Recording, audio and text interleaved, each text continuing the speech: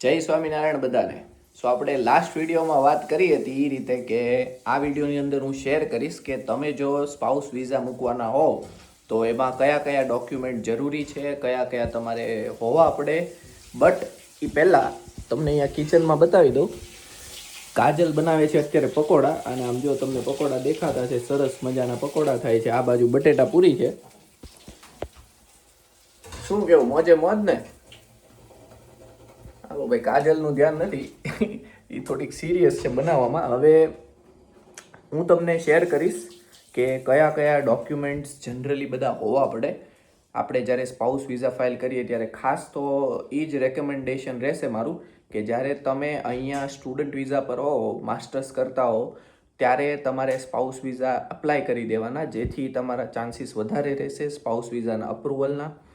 અને ડોક્યુમેન્ટ્સની વાત કરું તો સૌથી પહેલાં તો જેમ સ્ટુડન્ટનું બ્લોક અકાઉન્ટ હોય એમ એક સ્પાઉસનું પણ બ્લોક અકાઉન્ટ બનાવવાનું રહેશે. તમે જો બ્લુ કાર્ડના વિઝા પર હો, બ્લુ કાર્ડ હોય તમારી પાસે, તો આ કેસ નથી, અલગ છે, એમાં પણ તમારે અલગ સિચ્યુએશન હોય. આ હું ખાલી સ્ટુડન્ટ માટે કહું છું કે જે સ્ટુડન્ટ અહીંયા યુનિવર્સિટીમાં માસ્ટર્સ કરે છે અને એને સ્પાઉસ વિઝા મૂકવા છે. તો પહેલું તો એક બ્લોક અકાઉન્ટ થઈ ગયું. બીજું ટ્રાય કરવાની કે આટલું બધું જરૂરી નથી, બટ ટ્રાય એવી રાખવાની કે તમારે તમારું નામ, હસબન્ડનું નેમ વાઈફના નેમની પાછળ હોય, જેનાથી એ લોકોને ડાયરેક્ટ બધું ડોક્યુમેન્ટ્સ વેરીફાઈ કરવામાં ઇઝી પડે છે, બટ જરૂરી નથી. નેક્સ્ટ વસ્તુ આવે છે ખાસ પાસપોર્ટ અપડેટ કરીને રાખવાનો. જો વાઈફનો પાસપોર્ટમાં મેરિડ ના હોય તો અપડેટ કરાવી દેવું પાસપોર્ટની અંદર. અને બીજા બધા VFSની અપોઇન્ટમેન્ટ લેવાની હોય છે. ખાસ તો ડોક્યુમેન્ટ્સમાં બીજું બહુ હોતું નથી. આધાર કાર્ડ, પાન કાર્ડ ને એવી બધી આપણે બહુ બધા ડોક્યુમેન્ટ્સ આપવા નથી પડતા. નોર્મલી એક ઇન્વિટેશન લેટર, એક કવર લેટર હોય છે જે અહીંયાથી મોકલવાનો હોય. મેં કાજલ માટે અહીંયાથી મોકલેલો હતો, તો એ એક રેડી કરવાનો હોય છે. અને એની અંદર બસ નોર્મલ ડિટેલ્સ જ તમારે આપવાની હોય કે તમારું અહીંયા હસબન્ડનું જ્યાં વોહનું છે એની એડ્રેસ ને એનું ડિટેલ્સ એની અંદર આપવાની હોય.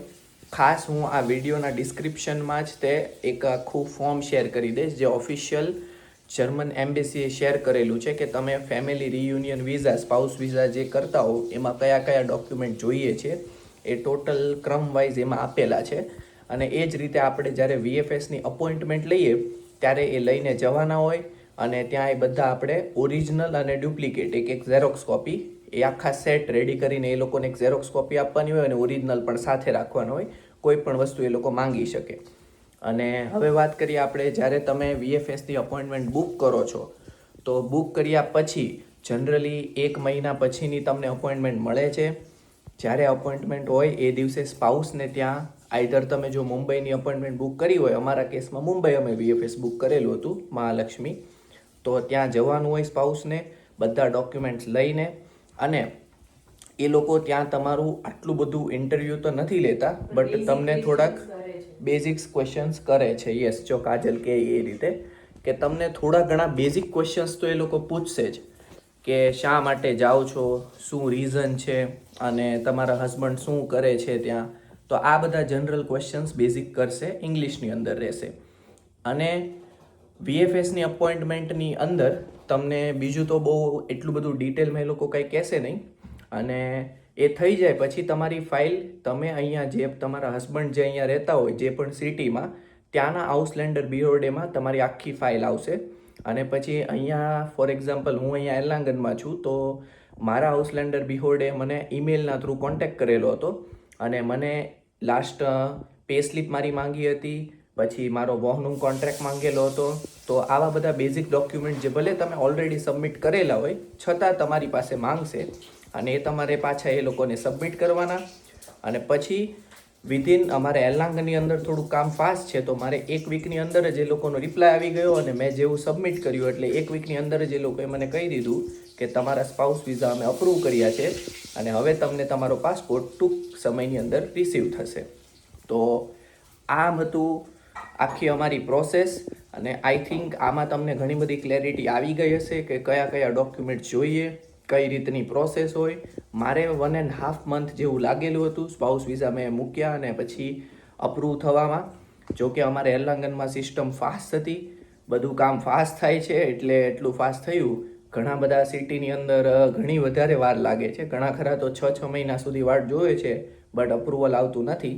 તો એ લોકો માટે એક જ હું સલાહ આપીશ કે ટ્રાય કરજો કે એવા સિટીમાંથી તમે સ્પાઉસ વિઝા મૂકો કે જ્યાં આઉસલેન્ડર બિહોર્ડે બહુ જ ફાસ્ટ કામ કરતું હોય. જેમ કે નાના સિટી, ફોર એક્ઝામ્પલ અમારું એરલાંગન છે, એવા જેટલા નાના સિટી તમે સિલેક્ટ કરશો ત્યાં ફટાફટ પ્રોસેસ થશે અને સ્પાઉસ વિઝાનો અપ્રુવલ રેટ પણ સારો રહેશે. વધુ માહિતી માટે હું નેક્સ્ટ વિડીયો પાછો બીજો શેર કરીશ. જો કંઈ ક્વેરી હોય તો કમેન્ટમાં મને કહેજો. ત્યાં સુધી આપ સૌને જય સ્વામિનારાયણ. કાજલના તરફથી પણ જય સ્વામિનારાયણ. C you.